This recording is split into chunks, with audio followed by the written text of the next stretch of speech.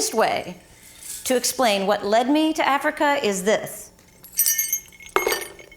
I was a frustrated classical flute player looking for an alternative.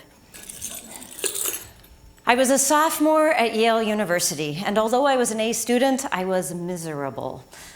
I thought Yale was going to help me solve the big riddle of why music is important to humanity. Instead, my professor seemed to be more interested in whether I'd properly cited published works than in my own original thoughts. As a music major, I found that it was cutthroat competition, not communal joy. When on a whim, I took a seminar in West African drumming, I was enchanted. I could dive into this music that was strange and beautiful and ask those eternal questions that were scoffed at in my music theory classes. Why do these people make this music? I was hooked. I decided to devote myself to learning African music, and I found an experimental program that would allow me to finish my degree by doing a 2-year independent study in Kenya and Tanzania. My parents thought I was crazy.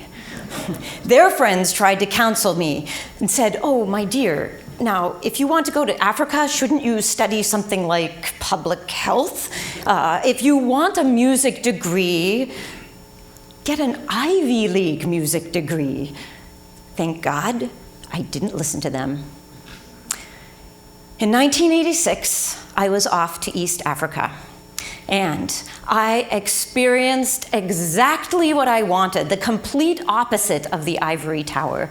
Everything was a lesson, from learning how to bathe in a couple cups of water to learning all these tunes completely by ear, struggling to communicate in Swahili, and obeying my African parents, who are a lot more strict than my American mom and dad. You see, nobody lives alone in a village, and I was not going to be an exception. And so in every village I lived in, I automatically became an African daughter to some family.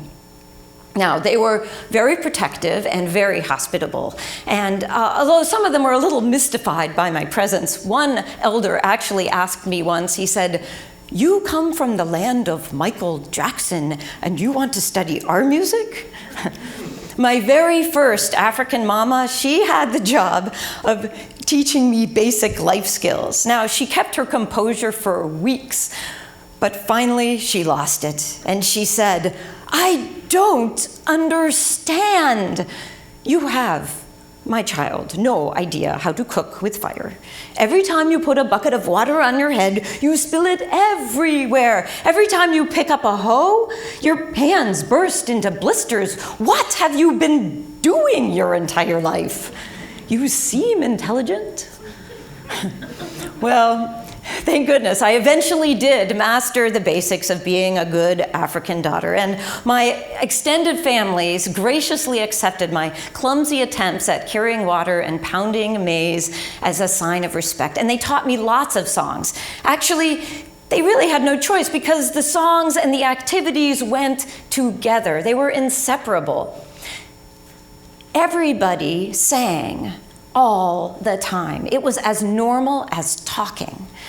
They had no concept of performer or audience. Singing was how they celebrated a wedding or mourned the dead or made it through hard manual labor or charmed a child. So, the tune I started with, that actually comes from the Mijikenda people of Tanzania. And this song is many things to them. It is a celebratory dance. It is a reminder to protect the forest because it is sacred, and it is an important chunk of their oral history. So 2.5 years later, I came back to the United States, and I found it odd that I knew more about East African music than about American traditional music. And in my search to learn about American traditional music, I became a full-time folk musician. I spent 10 years traveling the country singing at coffee houses and festivals. I shared African songs, Appalachian ballads, Celtic flute tunes, sea shanties, and folk tales. I also was an artist in residence at dozens of elementary and middle schools. In the year 2000, I had my first residency at a childcare. I was immediately struck by 3 things. 1, wow, these teachers work hard. They have long days and few resources compared to even the poorest elementary school. 2, I am surrounded by little people who are incredibly affectionate and incredibly curious. I feel like I'm back in Africa. I had forgotten how much a presence young children had been in my life there. And 3, these 2, 3, 4-year-olds, if I give them the slightest opportunity, they just fall into song and dance as if it was their birthright. They too had no concept of performer or audience, but this childcare reminded me of Africa without the music. So, why do so few childcare teachers sing? Hundreds of research studies have shown how important music is to infants and young children.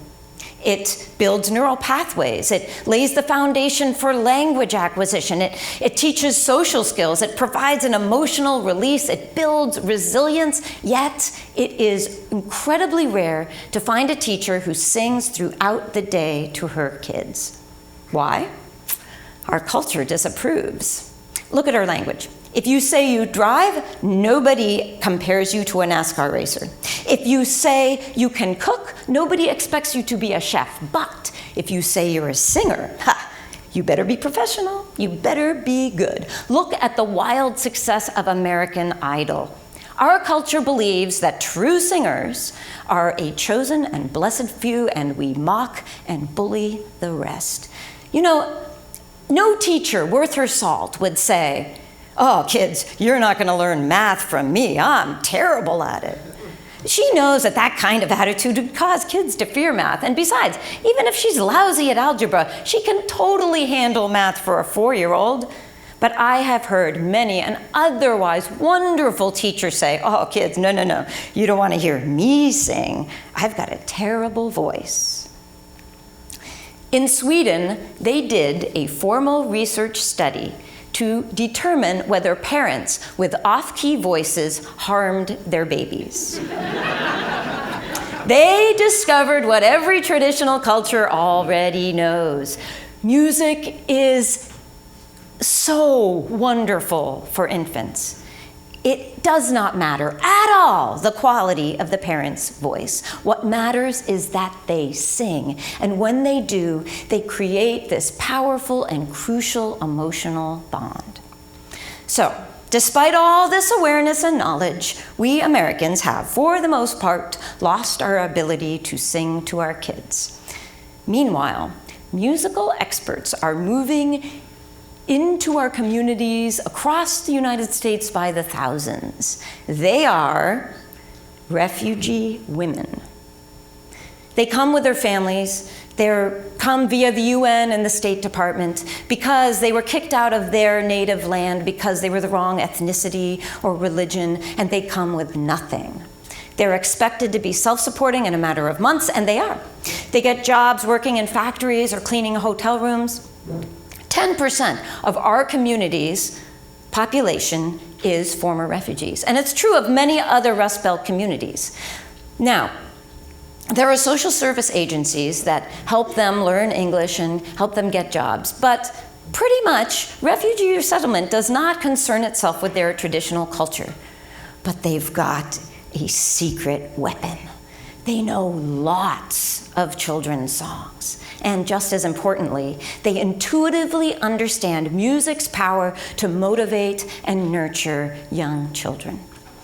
There are South Sudanese women that came to our community not with just plain lullabies, but with a pharmacology of lullabies. Why, they have songs that put a feverish baby to sleep, songs that take a baby with a stomachache to calm him down, songs for an older sister to sing to her younger brother while their mother is out looking for firewood.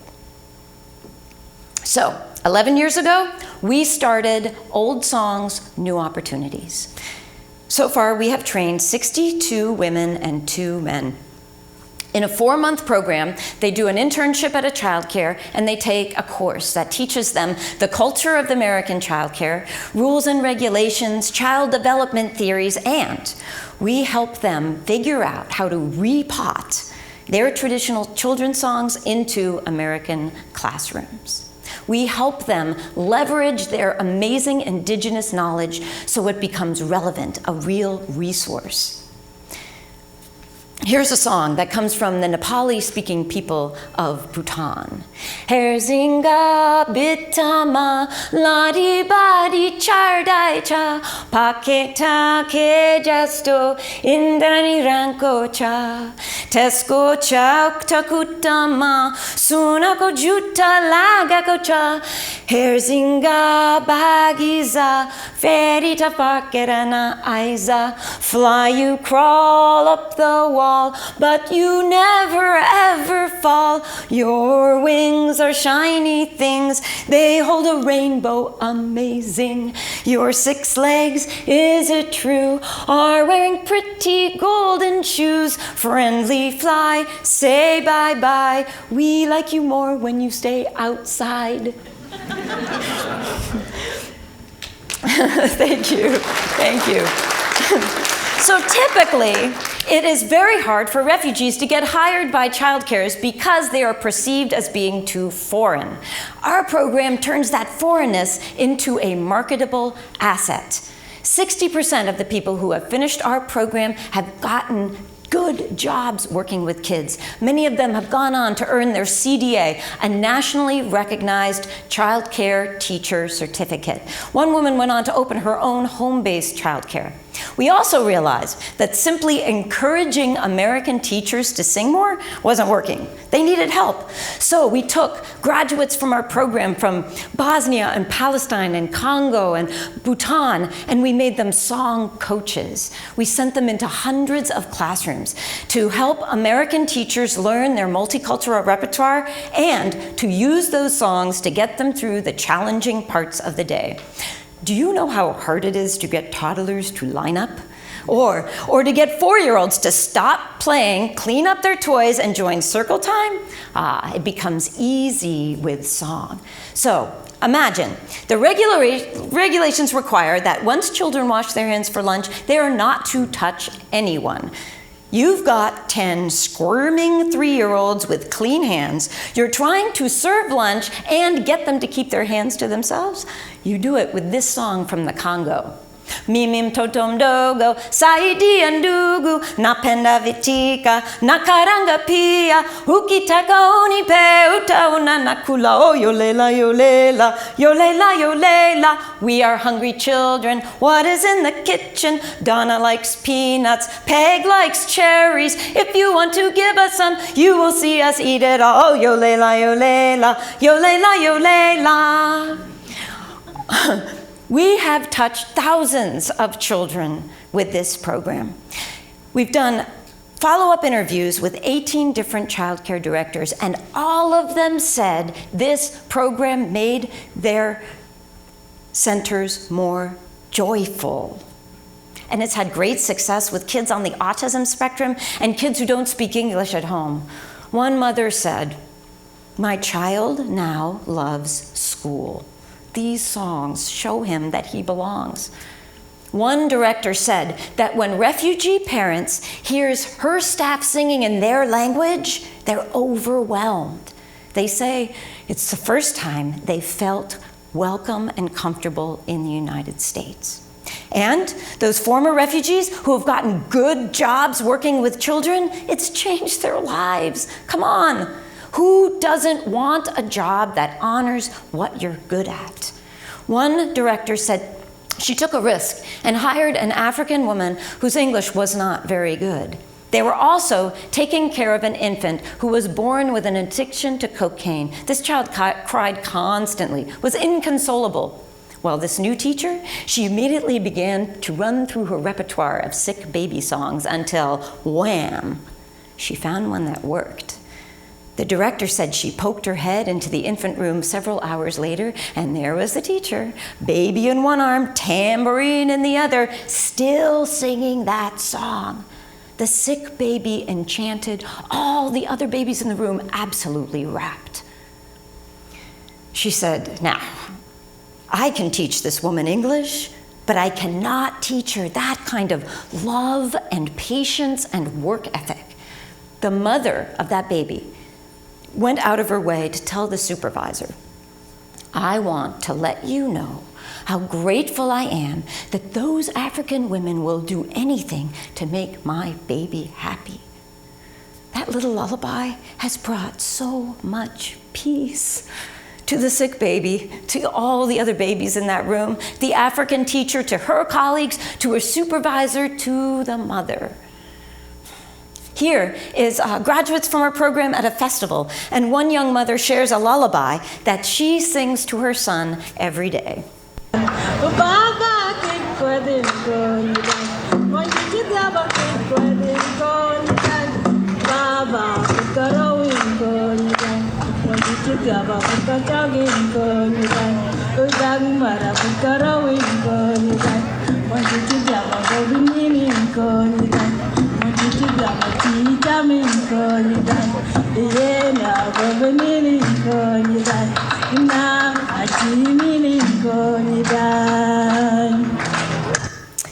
Old Songs, New Opportunities is the only program like it in the country, but it shouldn't be.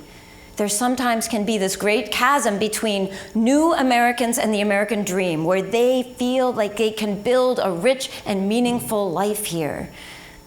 Old Songs, New Opportunities just builds this little bridge across that chasm and allows these remarkable people to share their culture in ways that benefit so many of us. It is the most gratifying thing I've ever done in my life. I'm so grateful that I was miserable at Yale. It led me to this wonderful alternative. And when I was 22 years old, Kenyans and Tanzanians took me in, and they showed me how music builds a strong community.